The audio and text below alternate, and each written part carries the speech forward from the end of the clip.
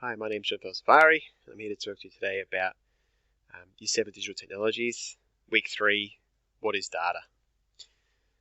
Okay, so there's going to be a few activities that we go through here. 1, 2, 3, 4. The idea is that you may have one scheduled class this week, you might have two. If you've got two, this is sort of all of the work here. If you've only got one, you're probably not going to finish it, and that's okay. All right, just do as much as you can. Now, the other point I want to make, I'm in the content library, which you guys cannot edit, okay? So if you're in our OneNote and you're in the content library, just click this green arrow, go back, find your name, go into handouts, and you'll see all of this in there, okay? Then you can edit it and fill it in. So, let's talk through it. What is data? Data is a term used to describe a collection of facts. These facts may come in many forms: numbers, words, measurements, observations, and descriptions. Okay? So for example, you might have some data that is the age of your digital technology teachers. And these aren't real numbers, I'm just going to make them up, but 30, 28, 32, 39, 40. All right? And that's data. Okay? That's what it might look like, right, in terms of that being numbers. It could be words as well, right? So it could be our favorite ice cream flavors, right? It could be measurements. It could be the height of all the students in your class. Okay. Could be observations. It could be descriptions of things.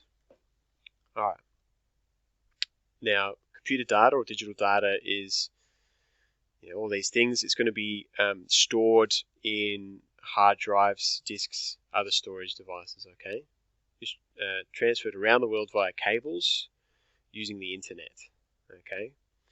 There is an incredible amount of data in existence. It's huge. It's crazy. And it's growing bigger and bigger every day, as we know. So task 1. What data do you use? So just a couple of quick questions here. I won't read them all to you, but at this point, maybe just pause the video, answer these questions in your OneNote, come back to the video, and we sort of keep going through. So, welcome back. I'll keep talking through and we'll get into the next task in a moment. Interesting facts about data. We perform 40,000 search queries on Google every second. Okay. Every minute, up to 300 hours of video are uploaded to YouTube, which makes me feel a bit better about all of this that I've been putting onto YouTube lately. There are more than 50 billion smartphones connected,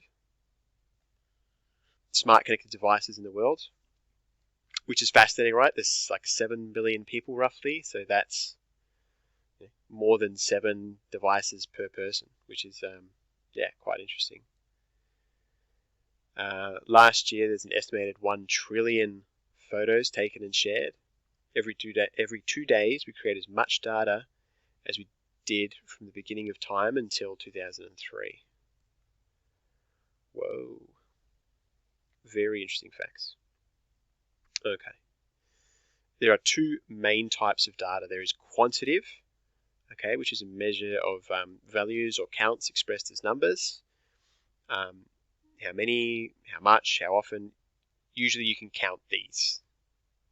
Okay, so for example, we might say, if we're in class, we might say, who likes banana flavored ice cream? Show of hands. And we'd count and we'll go 1, 2, 3, 4, 5. 5 people like banana. How many people like chocolate? 1, 2, 3. Okay, 3 people like chocolate. That's our quantitative data. Okay, we can count it, the numbers. Qualitative is non-numerical. All right. So we might say, okay, tell me what's your favorite movie? All right. And we would have a range of different answers. More like an opinion. Okay. All right. Ways to collect data. We can survey people. Okay, using paper or digital means, which is basically, you have a form, you ask someone a question, they answer, and you sort of tick it or make a bit of a tally or something like that. We'll cover these more next week, so that's all right. Interviews, usually one-on-one. Sort of one person sits there, asks a question to the other person, and the questions are a bit more open, okay? So instead of saying, a survey might ask you, do you like banana, chocolate, vanilla? Which one? An interview would say, what's your favorite ice cream flavor? So it's a bit more open, okay? Focus group, which is just a small group interview, small number of people there. And observation is just when you're watching and seeing what's happening. So an example there might be, how many people went to the canteen today? 0 today, but had we been at school, it could have been something we could have counted. Okay. All right, so big data. Watch this video here. Just click that link, watch that, and then we've got task 2, task 3, task 4. Okay. Task 2. Just match these descriptions together. Okay. There is so much data in the world that many companies have outgrown the databases and other traditional methods used to organize it. Okay, this is big data. All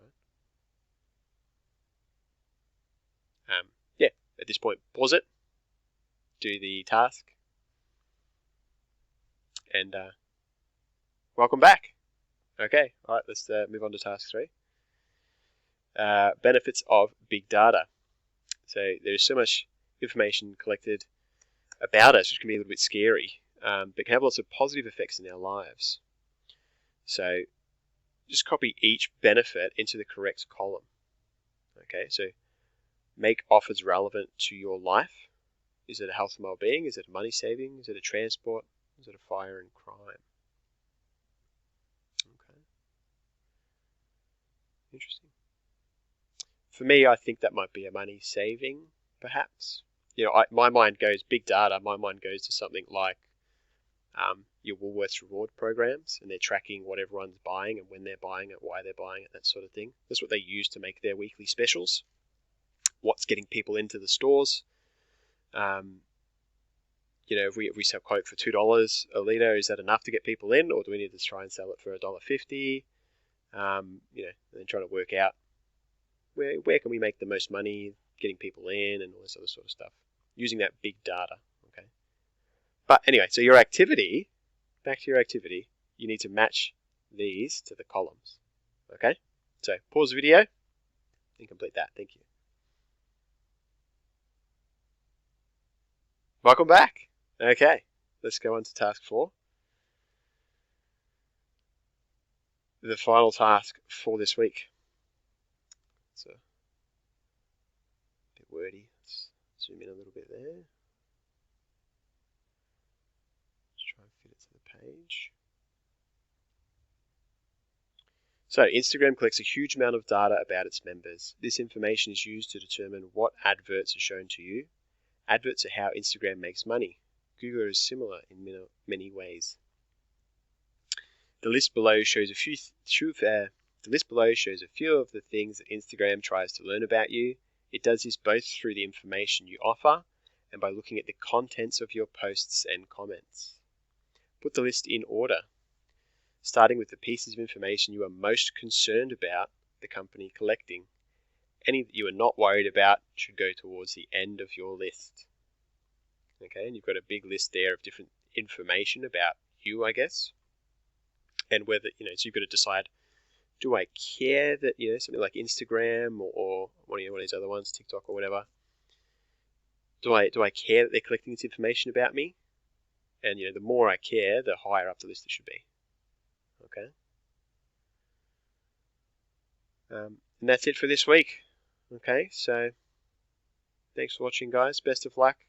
Make sure you are keeping in contact with your teacher, emailing through.